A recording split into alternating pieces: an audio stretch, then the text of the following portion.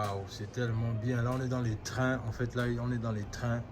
On est en train de visiter un peu. On regarde un peu les trains. Ah, c'est les trains de collection, en fait, à l'intérieur. Waouh, c'est juste excellent. Excellent. Waouh. Et ça, ce sont des anciens trains. Je vais un peu vous montrer le dehors. Et que vous voyez un peu, c'est vraiment les anciens trains, quoi. Les anciens trains.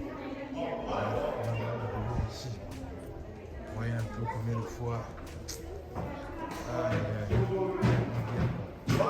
Yes. Can you set the end of the line? Yes. I'm not at the front, okay?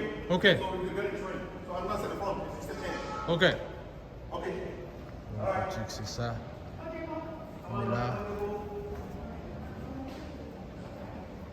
Là, je vais encore vous montrer un autre train de l'intérieur.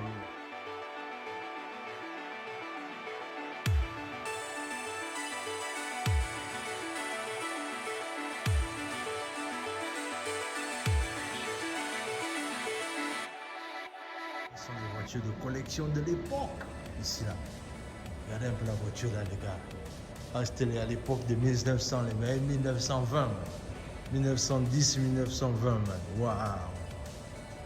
Donc voilà, je vous fais un peu cette visite-là. On est au muséum, là. Dans un autre train, on est toujours en train de visiter, en fait. Regardez un peu l'intérieur du train, man. Waouh. Si on continue là, par contre, on voit le bison. Alors le bison, il faut savoir qu'aux États-Unis, le bison, c'est un animal très respecté ici au States, quoi. Le bison. Donc là, on est dans la production du bison ici. Donc vous voyez un peu combien de fois le bison ici, c'est tout un art ici. Toute une histoire de ce qu'on appelle vulgairement le buffalo. Donc c'est un peu ça, les amis. J'essaie un peu de vous faire partager ça. C'est un peu. Dites-moi ce que vous en pensez en commentaire. C'est ce que c'est quelque chose qui vous intéresse. Donc voilà, vous voyez ici par exemple, ça sont les anciennes maisons des Indiens là. Je vais un peu mettre ça comme ça pour que vous voyez plus bien. Les anciennes maisons des Indiens là, les Apaches. Comme vous pouvez le voir ici, on a quelqu'un là-bas qui retrace un peu l'histoire. Waouh! J'ai un peu le toucher là, vraiment. On est vraiment dans la culture quoi.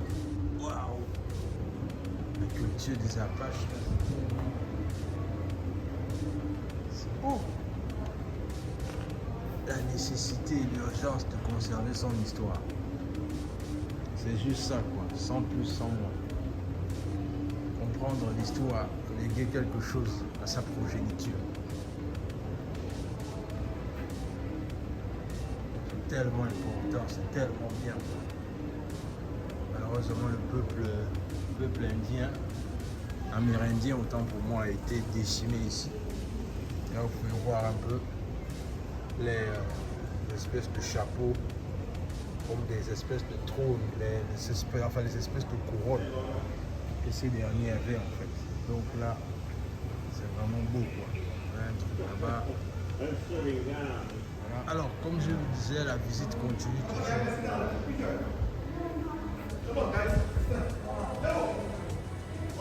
Yeah.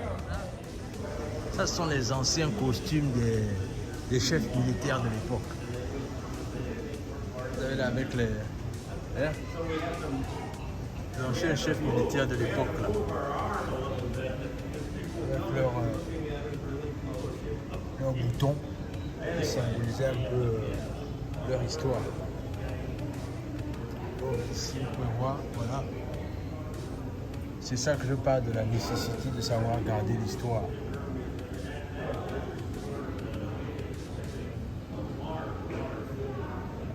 Regardez un peu ça. On dit ici Journal Production each day. On dit ici Willis, Clark and others crops. En fait ici en résumé on peut simplement dire ici que c'était le journal de Clark Lewis. Là où il racontait toutes les histoires qu'il a vécues quand il était dans son bateau. Voilà. 200 ans, il y a 200 ans de cela. Ah, l'importance de l'histoire, les gars. L'histoire, il faut garder l'histoire. C'est ce qui nous bloque, l'histoire. On a tellement de choses intéressantes à raconter, mais le problème c'est que... Seigneur, que Dieu nous aide. On s'inspire aussi que les autres font de bien. Voilà quoi. C'est des espèces de... La manière dont quand ils pratiquaient la médecine à l'époque, différents outils qu'ils utilisaient. Ça, c'était encore à l'époque, vraiment, l'époque de la médecine. C'était les chaises roulantes de l'époque. Vous voyez là comment ils sont appelés.